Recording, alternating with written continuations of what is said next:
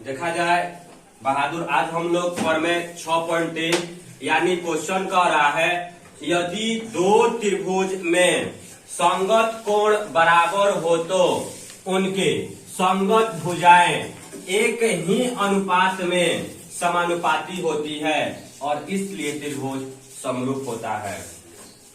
यानी दो त्रिभुज लेंगे, दो त्रिभुज में कह रहा है संगत कोण बराबर हो, पहले का बना लिया जाए।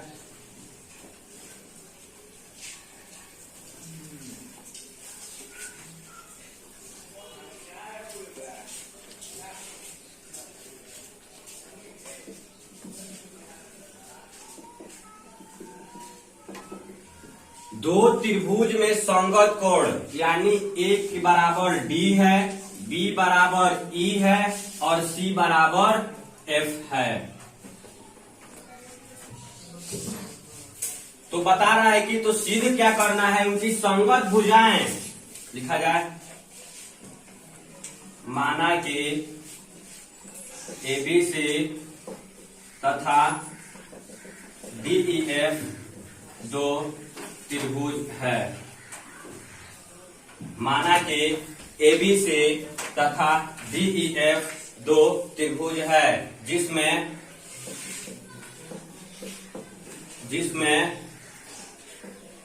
दिया है कोण ए बराबर कोण बी, कोण बी बराबर कोण ए, कोण एफ, सी बराबर कोण एफ। समीकरण फर्स्ट। तो सिद्ध करना है कि उनकी संगत भुजाएं एक ही अनुपात में समानुपाती होती है और यानी साथ में समानुपाती तो होगी और इसलिए त्रिभुज समरूप भी होगा। यानी तो सिद्ध करना है कि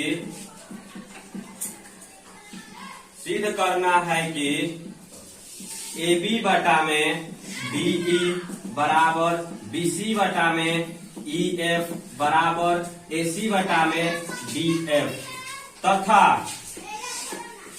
समरूप कह रहा है ना, तथा त्रिभुज ABC समरूप त्रिभुज DEF। यही हमको प्रमाणित करना है, इस क्वेश्चन में सिद्ध करना है।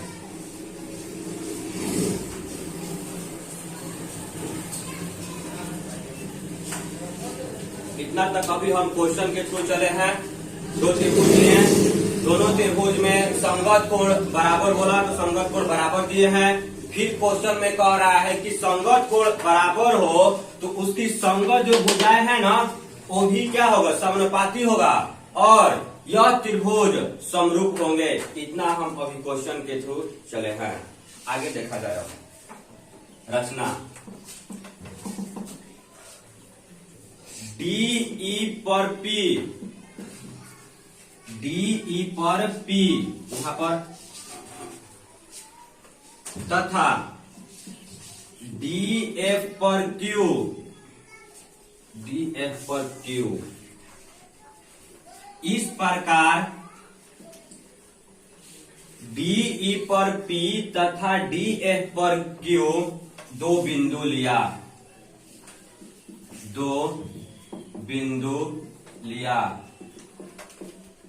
जो इस प्रकार है कि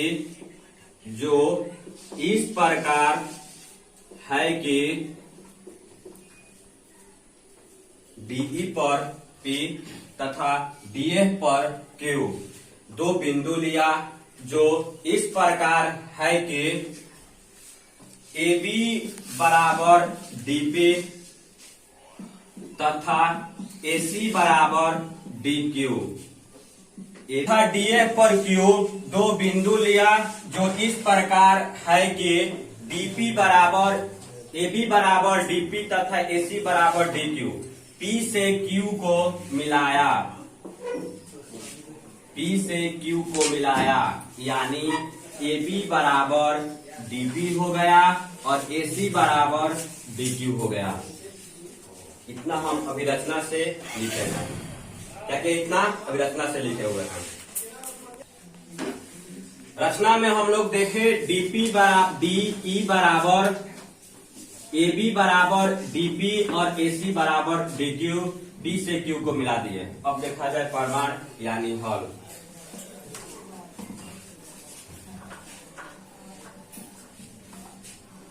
त्रिभुज ए बी से स्वर्गम त्रिभुज डी पी क्यू। स्वर्गम का मतलब होता है त्रिभुज के तीनों कोण आपस में बराबर और त्रिभुज की तीनों भुजाएं आपस में बराबर, यानी ए बी सी और डी पी क्यू यह दोनों आपस में बराबर हो गया त्रिभुज।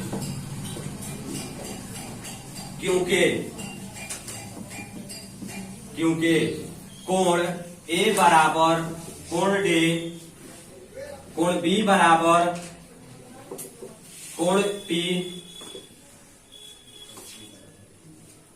क्योंकि ए बी बराबर इसमें डीपी भुजा लिया जाएगा यहाँ पर, और ए सी बराबर डी क्यू। त्रिभुज ये दोनों सरगमसम हो गए तब तो इसके कोण भी बराबर होंगे ना। कोण बी बराबर कोण बी भी होगा तथा कोण सी बराबर कोण क्यू भी होगा। यहाँ तक त्रिभुज सबसे पहले हम एक बड़ा वाला त्रिभुज और छोटा वाला त्रिभुज को सरगमसम किए। सरगमसम क्यों किए? तो इसमें एक एंगल बराबर है और दो साइड यानी ए बी और डी बी और ए सी और डी क्यू यानी एस ए एस से यह त्रिभुज सरगमसम हुआ। अब देखा जाए सरगमसम होगा तो फिक्स से किसका कोण बराबर होगा। सरगमसम होगा तो त्रिभुज का फिक्स है कि तीनों कोण बराबर होगा, तो ए तो बराबर दे दिया है, तब तो बी और बी भी बराबर होगा आपस में और सी और क्यू भी आपस में बराबर होगा। यहाँ पर लिखा गया है समीकरण 1 से, समीकरण 1 में दर्शाया गया है कोण बी बराबर कोण ए, तो क्या हम कोण ई बराबर कोण बी तो लिख सकते हैं ना। समीकरण फर्स्ट से, समीकरण फर्स्ट में दिया है कोण बी बराबर कोण ई, तो यानी बी के जगह पर कोण हम ई तो लिख सकते हैं ना, तथा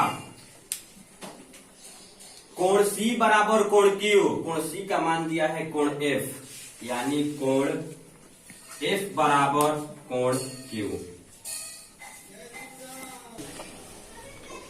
यहां तक अभी हम लोग कोण ई बराबर कोण पी और कोण एफ बराबर कोण क्यू, यानी ये वाला कोण और ये वाला कोण आपस में बराबर हो गया। कोण एफ बराबर कोण क्यू, यानी ये वाला कोण और ये वाला कोण आपस में बराबर हो गया। देखा जाए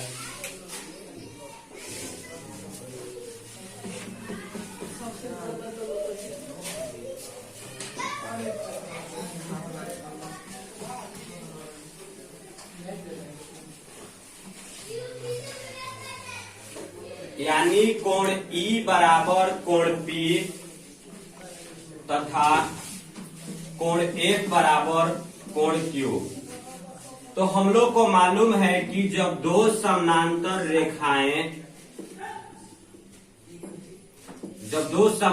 रेखाएं एक दूसरे को काटती है तो इसमें संगत कोण बराबर होते हैं, एकांतर कोण बराबर होते हैं, समूह कोण बराबर होते हैं।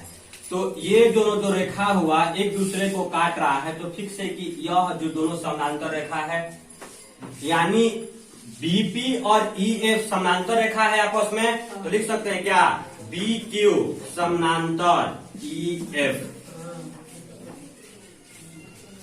बी क्यू समानांतर ईएफ, क्योंकि जब दो समानांतर रेखाएं एक दूसरे काटती है तो संगत कोण क्या होते हैं, बराबर होते हैं। अब यह कोण P बराबर कोण E तथा कोण F बराबर कोण Q दोनों आपस में बराबर हुआ, तो फिक्स है कि यह जो दोनों रेखा होगा ना समानांतर होगा।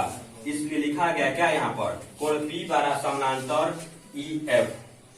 हम लोग पर में 6.1 यानी थेल्स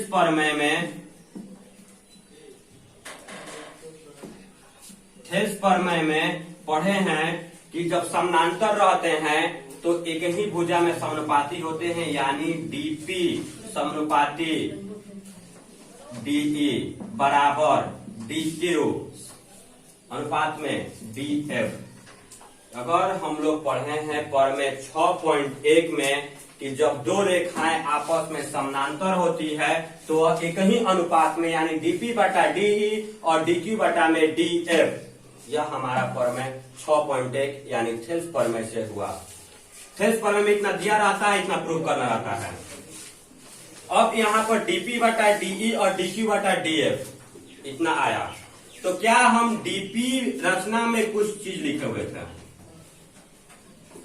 DP बराबर लिखे थे AB रचना में, DP बराबर AB।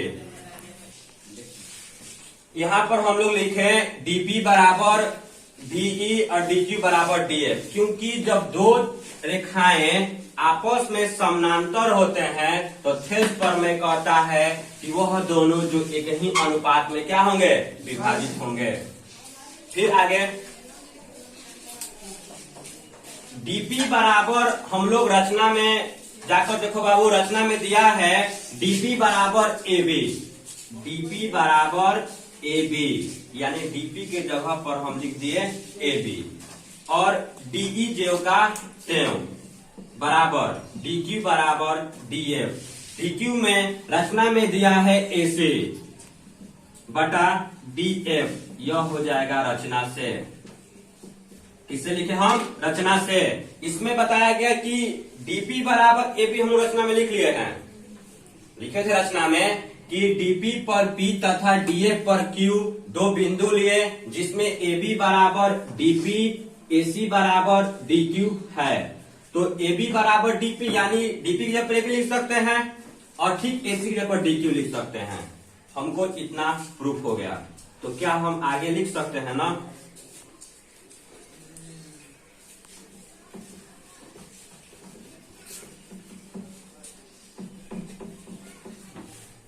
लिख सकते हैं आगे, इसी प्रकार AB बटा DE बराबर BC बटा EF बराबर AC बटा DF। इसमें हमारा AB बटा DE AC बराबर DF यानी ये वाला भाग और ये वाला भाग आपस में बराबर हो गया। तो ठीक इसी प्रकार ये भी तो बराबर हो सकता है ना, यानी AB बटा DE और BC बटा EF, AC बटा DF। हम लोग पहले पढ़े चुके हैं या पिछले क्लास में देखे हैं या हमारे पिछले वीडियो में भी बताए हैं हम कि जब दो त्रिभुज का एक ही अनुपात में होता है उसकी साइड तो फिक्स है कि वह त्रिभुज समरूप होता है। यानी हम लोग पढ़े हैं समरूप त्रिभुज के संगत भुजाएं एक ही अनुपात में होता है या समानुपाती होता है। तो ये दोनों त्रिभुज की जो भुजाएं हैं एक ही अनुपात में समानुपाती है, इसलिए त्रिभुज ABC समरूप त्रिभुज DEF, हमको यही ना प्रूव करना है ना, इसलिए त्रिभुज ABC समरूप त्रिभुज DEF हम लोग, यह हमारा अभी प्रमाणित हो गया यानी प्रूव हो गया।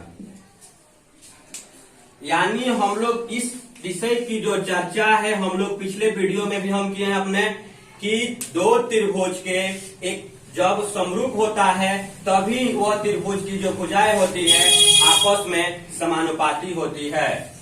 जब यह त्रिभुज की दोनों भुजाएं का आपस में समानुपाती है तो फिक्स है यह त्रिभुज और यह त्रिभुज एकदम समरूप होगा। इसलिए बाबू अब तुम लोग से आशा है कि तुम्हें वीडियो बहुत पसंद आएगा। अगर कुछ तुमको डाउट है तो मेरे कमेंट बॉक्स में पूछ सकता है, अर्थात पसंद आने पर इस वीडियो को लाइक और शेयर जरूर करें। फिर आगे हम नेक्स्ट वीडियो में अगले क्लास मिलते हैं। Okay bye.